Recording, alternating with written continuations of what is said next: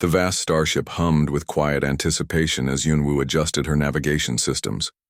Metallic surfaces reflected her determined expression, sharp eyes scanning the holographic display of Earth's planetary map. Her mission was unlike any she had ever undertaken: identify and neutralize the most dangerous organism on a planet teeming with unpredictable life. Outside the ship's protective shell, Earth looked deceptively peaceful. Green landscapes and blue oceans stretched beneath, wispy cloud formations masking the complexity of life that crawled across its surface. Yunwu's species had studied planetary ecosystems for centuries, but something about this assignment felt different. Her communication device chirped with the last briefing from the Galactic Reconnaissance Unit. Target location, Northwestern, United States, Pacific Region, Oregon. Potential threat level, unknown but classified as extreme. The words blinked rhythmically, almost like a warning. As the ship descended through Earth's atmosphere, atmospheric friction created a soft orange glow around its sleek exterior. Yunwu's fingers danced across sophisticated monitoring systems, collecting data with each passing kilometer. Forests gave way to suburban landscapes, neat rows of houses appearing like geometric patterns against the terrain. The landing was smooth, almost silent. Advanced cloaking technology ensured her arrival would go unnoticed by human detection systems. Her exoskeleton, designed for multiple gravitational environments, adjusted seamlessly to Earth's atmospheric pressure.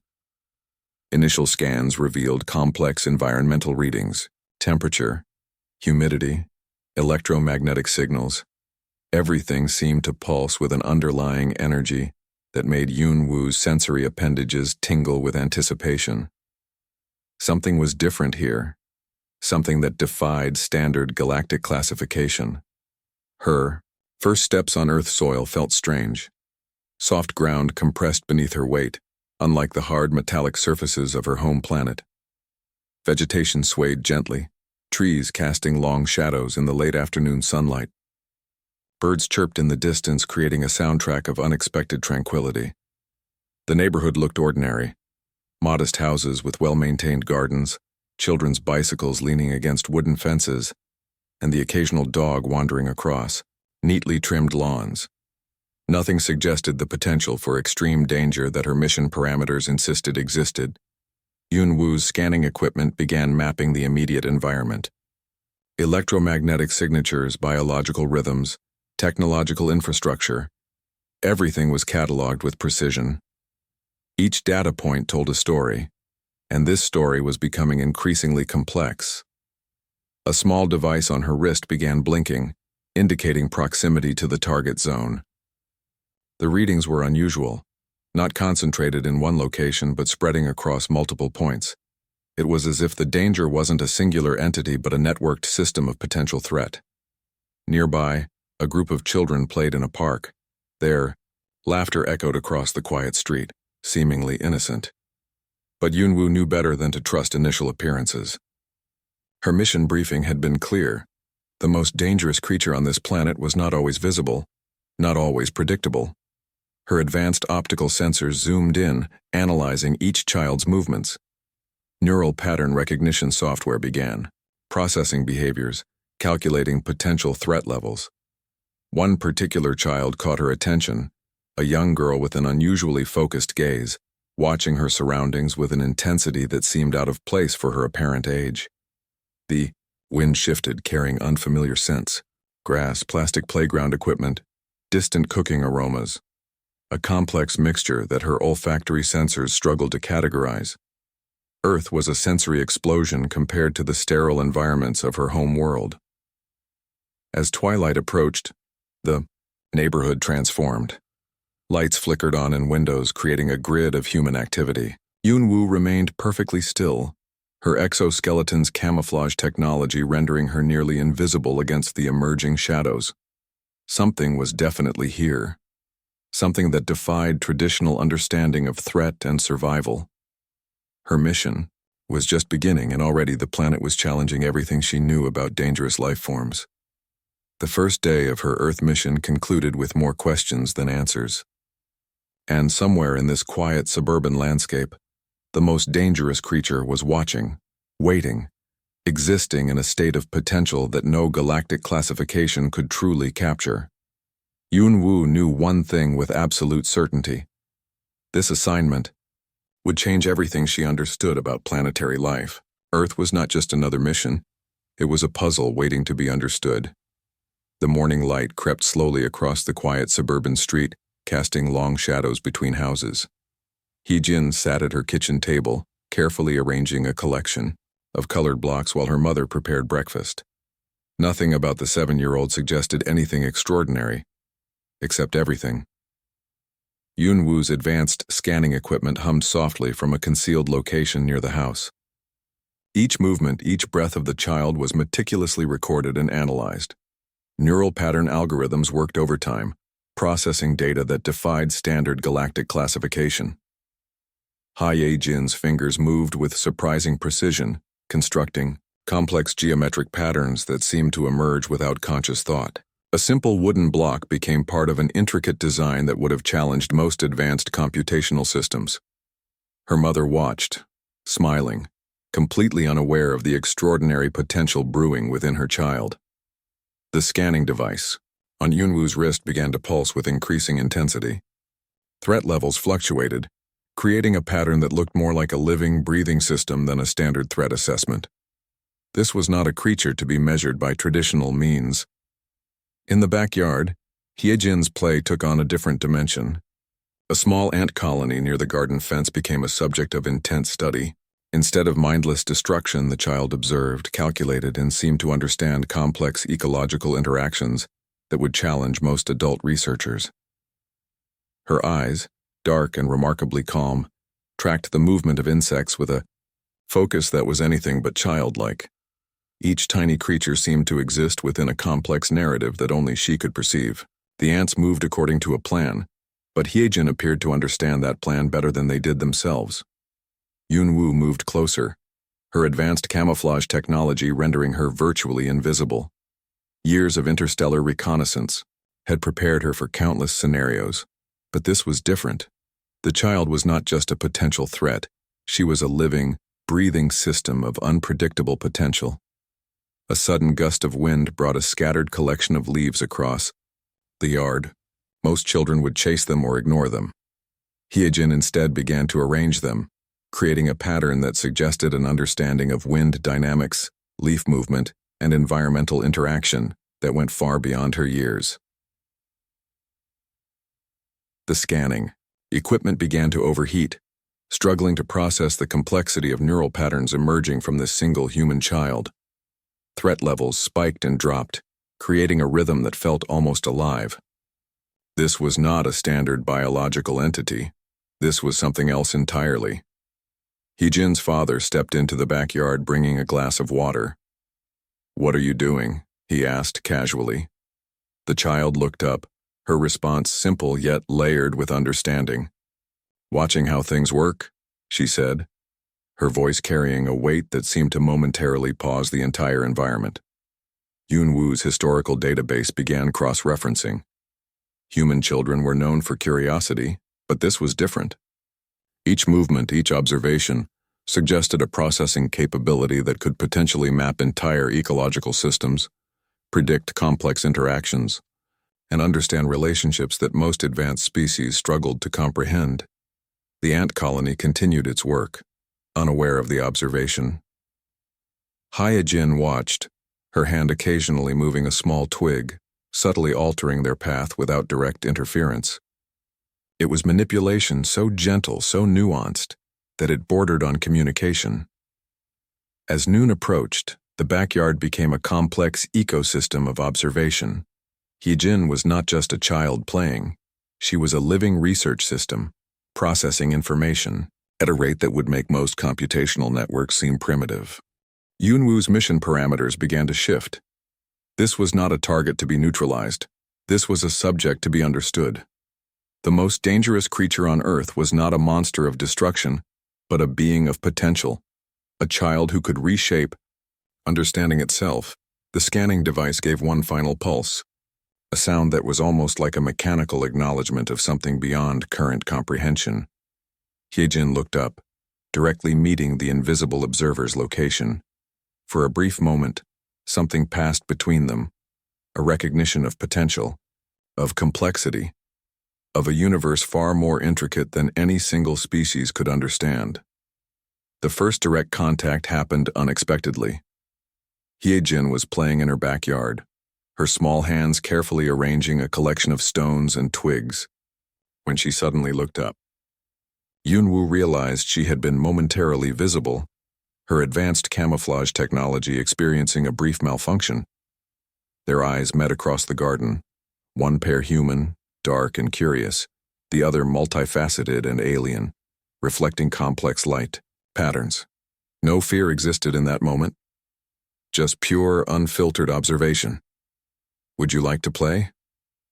Hyejin asked, holding out a wooden block with a simplicity that momentarily confused the advanced alien operative.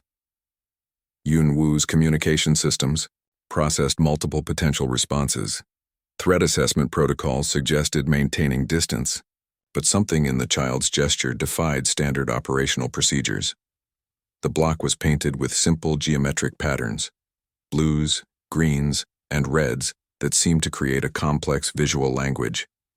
Hyejin rotated it carefully, her fingers moving with a precision that suggested more than childlike play.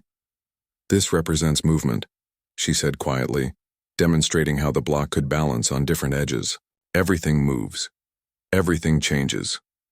Yunwoo's neural processors struggled to categorize the interaction. This was not a confrontation. This was not a threat assessment. This was something entirely different. The backyard became a universe of subtle interactions. Insects moved between grass blades, wind carried loose leaves, and at the center, a child and an alien existed in a moment of unexpected communication. Hyejin's parents remained inside, unaware of the extraordinary encounter happening just meters away. Their daughter had always been different, observant, quiet with an understanding that seemed to stretch beyond her years. But this was beyond their comprehension. The wooden block continued to move, balanced carefully on its edges. Each position told a story of balance, of potential, of the delicate interactions that defined existence. Hyejin explained each movement, as if teaching a complex scientific principle to a willing student. Yunwoo's mission parameters began to dissolve. Threat levels fluctuated wildly, creating a data pattern that looked more like a living system than a standard threat assessment. The child was not just observing, she was demonstrating. A small ant crawled near the block. Most children would have crushed it without thought. Hyejin instead watched its movement, her hand creating a gentle barrier that guided its path without direct interference. Interaction without destruction, a concept that challenged everything in Yunwoo's operational understanding. "Things have their own way," Hyejin said, her voice carrying a wisdom that seemed impossible for her age. "Humans think they control everything, but everything is connected." The alien operative's scanning equipment began to overheat. Neural pattern recognition software struggled to process the complexity of the interaction. This was not a standard encounter. This was a profound moment of potential understanding. Shadows lengthened across the garden. The wooden block continued its delicate dance, balanced on impossible edges. Hyejin's fingers moved with a precision that suggested she understood fundamental principles of physics that most advanced scientific teams would struggle to comprehend. Yunwoo made a decision that would change everything. Instead of maintaining operational distance, she took a small step forward. The camouflage technology flickered, revealing glimpses of an alien form unlike anything human eyes had seen before. Hyejin did not scream. She did not run. She simply watched, her eyes reflecting an understanding that went beyond fear or surprise. "You're different," she said. Not a question, not a statement of fear, simply an observation. The wooden block balanced on its final edge, a perfect metaphor for the moment of balance between two entirely different forms of intelligence. Human and alien, child and operative, potential and observation. Something fundamental was happening. Something that would challenge everything Yunwoo understood about planetary interactions, about threat assessment, about the very nature of intelligence itself. The first engagement was not a battle. It was not a conflict. It was a moment of unexpected connection, a bridge between two entirely different ways of understanding the universe. Hyejin's parents emerged from the house, their movements cautious but not defensive. They saw their daughter talking to what appeared to be a shimmering, partially visible figure, an encounter that defied every logical explanation. Yunwu's communication systems processed multiple potential scenarios. Threat elimination was no longer a simple option. The child had transformed this from a mission into something far more complex. "Who are you?" Hyejin's father asked, his voice steady despite the impossible scene before him.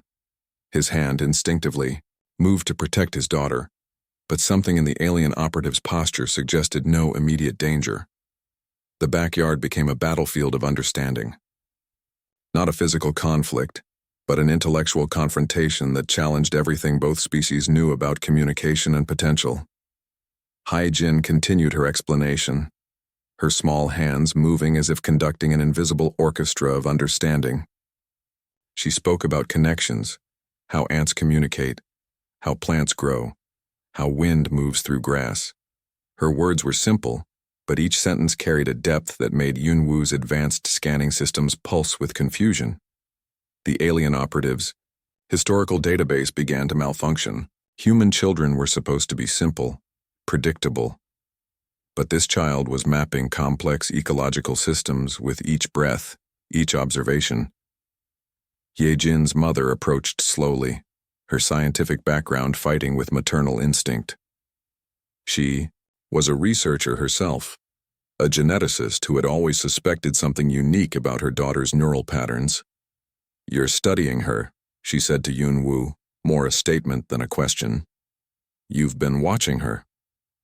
The alien's communication systems translated multiple layers of meaning: watching, studying, understanding. Each word carried a weight that transcended simple language. Wind moved through the garden carrying the sound of distant neighborhood activities. A lawnmower, children playing. Normal sounds that felt completely abnormal in this moment of extraordinary encounter. Hyejin demonstrated something extraordinary. She began to predict the movement of leaves before the wind touched them. Her fingers traced invisible patterns, in the air, mapping potential trajectories with impossible accuracy. Yunwu's threat assessment protocols began to collapse. This was not a creature to be neutralized. This was a living system of potential, a being that could potentially map entire planetary ecosystems with a thought. The parents watched, a mixture of pride and confusion dancing across their faces. They had known their daughter was different, but this was beyond their most extreme expectations.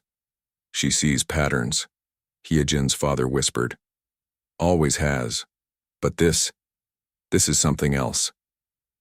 Scanning equipment continued to pulse. Threat levels fluctuated between extreme danger and pure potential. The child was not just observing the world, she was understanding its fundamental connections in ways that challenged everything known about intelligence. A bird landed nearby. Most children would have scared it away. Hyejin instead began to mimic its movements, understanding its flight patterns with a precision that suggested communication rather than observation. The confrontation was not about conflict. It was about understanding, about recognizing that intelligence could exist in forms completely unexpected.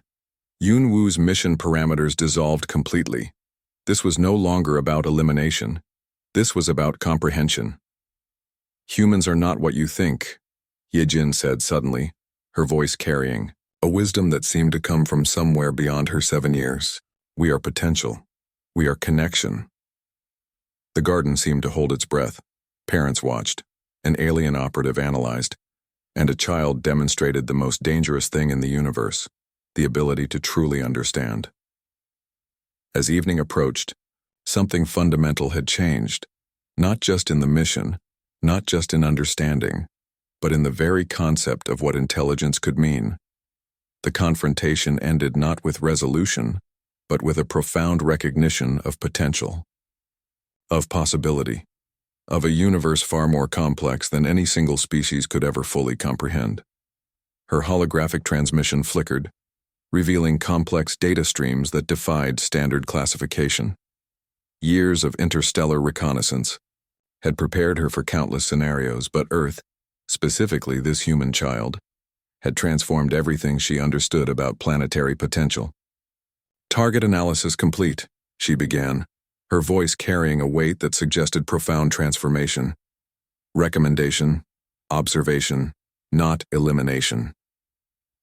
The Confederation leaders watched in stunned silence. Protocols demanded threat neutralization.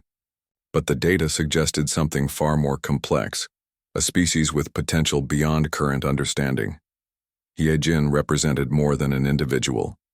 She was a living demonstration of human capability, a biological system that could process, adapt, and understand with impossible complexity. Her neural patterns showed something extraordinary. Where most species developed specialized skills, humans seemed capable of total systemic adaptation. One moment calculating complex mathematical trajectories, the next understanding intricate ecological interactions. The mission had changed Yunwu completely. What began as a standard threat assessment had become a philosophical transformation. Humans were not a species to be controlled or eliminated. They were a potential waiting to be understood. Galactic databases struggled to process the information. Threat levels fluctuated wildly, one moment suggesting total planetary danger, the next revealing unprecedented collaborative potential. Back on Earth, Ye-Jin continued her ordinary life. School, family interactions, playing in her backyard. But now, an alien operative watched with newfound respect. Her parents remained unaware of the galactic implications of their daughter's existence. To them, she was simply a curious child with an unusual way of understanding the world. The wooden blocks she played with became more than toys. They were complex systems of understanding, each movement a potential demonstration of physical principles, ecological interactions, mathematical probabilities. Yunwu's report detailed how the child could predict ant colony movements, understand wind patterns, and map potential ecological interactions with a precision that would challenge most advanced research institutions. "Humans are not linear," she explained in her report. "They are potential, adaptive, unpredictable." The Confederation leaders reviewed the data repeatedly. Centuries of interstellar exploration had never produced a report quite like this. A single human child had transformed an entire mission's understanding. Threat assessment became something else entirely, no longer about elimination but about recognition, about understanding a species with capabilities beyond current comprehension. Ye-Jin's everyday actions became extraordinary under alien observation. Making breakfast, solving a simple puzzle, watching insects in the garden. Each moment carried layers of potential that defied standard understanding. The mission had revealed something profound. The most dangerous creature on Earth was not a monster of destruction, but a being of impossible potential. A species capable of understanding, adapting, transforming. Galactic protocols began to shift. Observation replaced elimination. Understanding replaced fear. As night fell on the quiet suburban street, Ye-Jin slept peacefully. Her dreams, complex, landscapes of connection and potential, remained her own. An alien operative watched, understanding now what had been impossible before. Transformation was not about destruction. It was about recognition. About seeing potential where others saw only threat. The wooden blocks remained on her table. A silent testament to complex systems of understanding. Each block a potential universe. Each movement a demonstration of something beyond current comprehension. Earth remained unchanged. A quiet planet spinning through space. But something fundamental had shifted in galactic understanding. Humanity was not just a species, it was potential itself. The mission was complete. But the true journey of understanding had only just begun. Yunwu's final transmission carried a simple message that would change everything. Humans are not a threat to be managed. They are a potential to be recognized. And in that moment, everything changed.